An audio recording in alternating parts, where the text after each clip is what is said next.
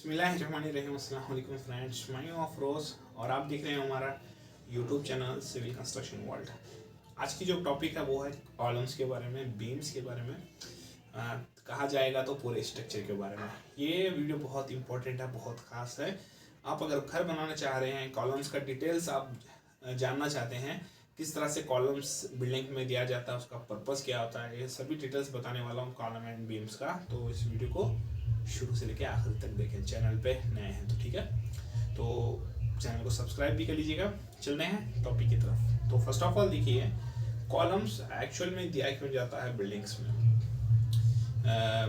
बहुत साल पहले जैसा कि विदाउट कॉलम के, जैसा कि जो हमारा स्ट्रक्चर होता था, लोड बेरिंग स्ट्रक्चर होता था। लोड बेरिंग मतलब जो वॉल से बना जाता था। बास टाइम तो पहले जो भी स्टोन मिला करते थे, जैसा कि पत्थर हो गया या फिर रेड ब्रिक हो गया, जो भी लेटराइट स्टोन हो गया, रेड पत्थर हो गया, जो भी स्टोन हो गया, जो भी हो गया, उसको बना के वॉल करके बिल्डिंग बनाया जाता था बहुत साल पहले।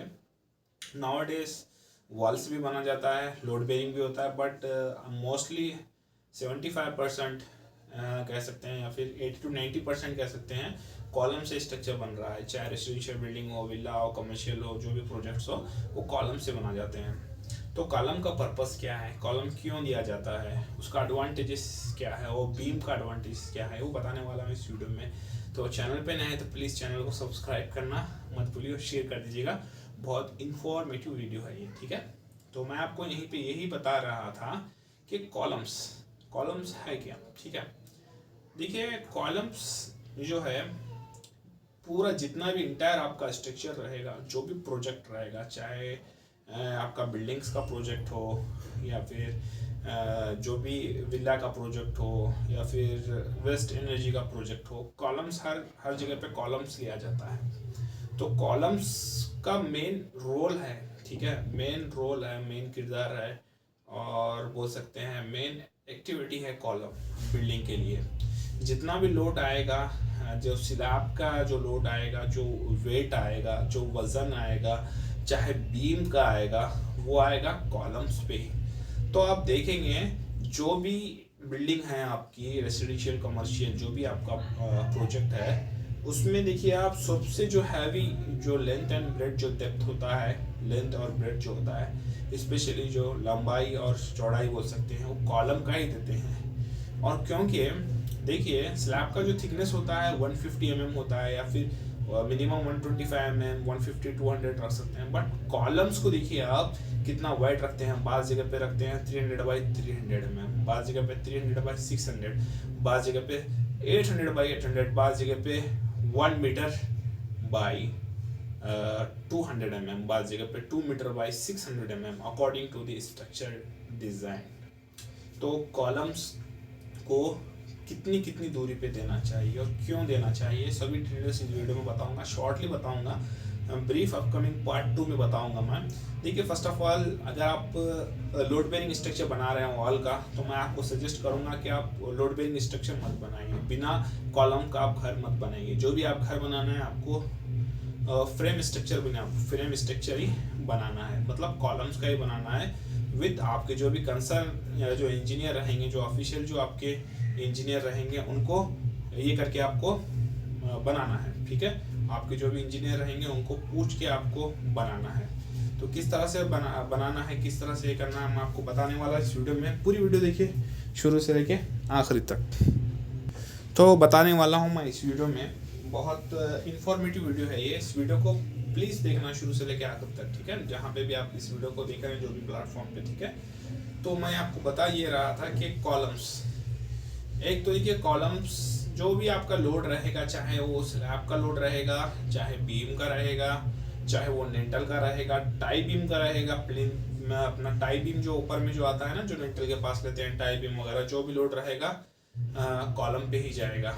या फिर आप प्लिंथ बीम कह सकते हैं, प्लिंथ बीम का भी एज यूजुअल, मतलब घुमा फिरा के वो भी लोड जाएगा अपना कॉलम्स पे ही लोड ट्रांसफर होगा, डिस्ट्रीब्यूट होगा, चाहे नेंटल हो, छज्जा हो, जो भी लोड होगा आपका, वो कॉलम्स पे ही जाने वाला है।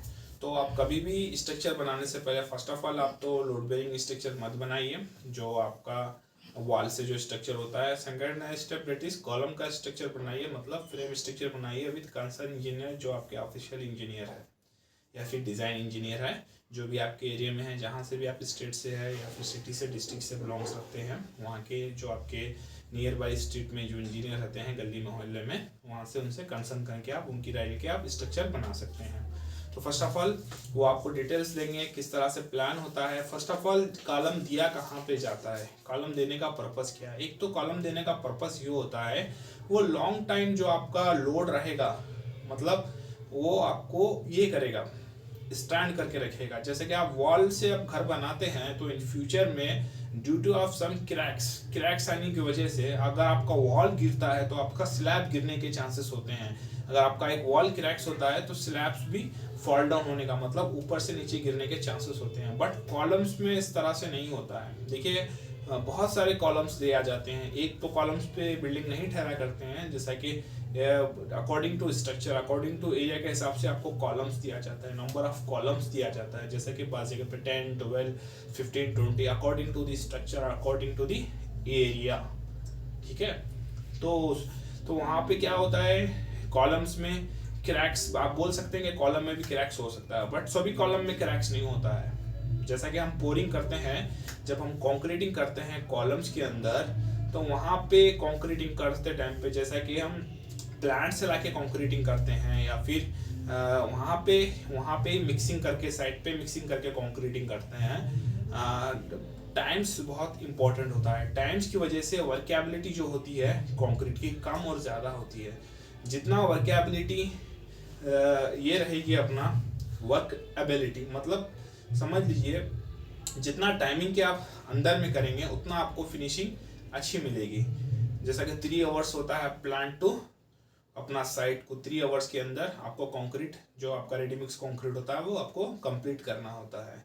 तो स्ट्रक्चर में वैसे ही होता है, जितना आप लेट करेंगे, डिले करेंगे, वहाँ पे स्ट्रेंथ आपकी घटती जाएगी। मतलब जितना स्ट्रेंथ चाहते हैं उतना स्ट्रेंथ आपको नहीं मिलता। तो इसी तरह से कॉलम्स का जो टाइमिंग होता है 3 आवर्स के अंदर आप करेंगे प्रॉपर उसको अपना क्या बोलेंगे, हैमरिंग करके जो आपको, और अपना वाइब्रेटर लगा के, नीडल लगा के आप अच्छा करेंगे तो अच्छा सा स्ट्रेंथ देगा सभी कॉलम्स। और स्पेशली उसको क्यूरिंग अच्छे से करना है, जो भी उसका डिजायर्ड पीरियड होता है 7 डेज, 21 डेज, 14 डेज, एंड उसके बाद कॉम्प्रेसिव स्ट्रेंथ टेस्ट आप चेक कर सकते हैं। तो ये था कॉलम्स के बारे में। और कॉलम्स देते कहाँ पे हैं, स्पेशली रेसिडेंशियल बिल्डिंग का मैं बता रहा हूँ आपको, जहाँ पे 2 वॉल इंटरसेक्ट होते हैं। एक वॉल जा रहा है लॉन्गिट्यूडनल और एक जा रहा है हॉरिजॉन्टली। एक जा रहा है ऐसे में जैसा कि अपना लेंथ एंड ब्रेड्थ होता है ना, लेंथ एंड ब्रेड्थ के टाइप में जो इंटरसेक्ट होता है, जो मीट होता है, वहाँ पे हम कॉलम को प्लेस करते हैं। स्पेशली रेसिडेंशियल बिल्डिंग की ये बात बता रहा हूँ मैं, 2 वॉल के बीच में कॉलम को हम लगाते हैं। और जो कॉलम का जो साइज होता है लंबाई में बढ़ता है, जैसा कि 12 इंच रहेगा, 18 इंच रहेगा, 24 इंच रहेगा। जैसे कि बोल सकते हैं अपन 300 mm, 450 mm, 600 mm। बट जो उसकी चौड़ाई है, चौड़ाई कांस्टेंट होती है। बहुत सारी रेसिडेंशियल बिल्डिंग में बता रहा हूँ मैं, और विला प्रोजेक्ट की भी बात बता रहा हूँ मैं। वहाँ पे जो विड्थ रहेगा, जितना वॉल रहेगा उतना ही उसका कॉलम का विड्थ रहेगा। जैसा कि आप वॉल बना रहे हैं, समझ लीजिए 900 mm, सॉरी 230 mm का, मतलब 9 इंच का आपका वॉल है, तो 9 इंच का ही आप कॉलम का विड्थ रहेगा। वहाँ पे 9 इंच का ही आपका कॉलम का ये रहेगा। बिकॉज ऑफ जब भी आपका फिनिशिंग होगा, प्लास्टरिंग होगा, वॉल पुट्टी होगा, जो भी होगा, आपका कॉलम का साइज प्लास्टरिंग के बाहर जाएगा, पुट्टी के बाहर जाएगा, तो वहाँ पे आपका स्ट्रक्चर एकदम ख़राब लगेगा। स्पेशली रेसिडेंशियल बिल्डिंग की बात बता रहा हूँ। तो उसी के लिए एज ए आर्किटेक्चर इंजीनियर और हमारे स्पेशली जो डिज़ाइन इंजीनियर है वो हिसाब से कॉलम का साइज रखते हैं। लेंथ रहने दो या विड्थ रहने दो, उसका कॉलम का साइज रखते हैं और उसी हिसाब से डायमीटर ऑफ बार देते हैं, कितना डायमीटर का बार्स उसमें लगाया जाता है। तो एक तो देते हैं जहाँ पे 2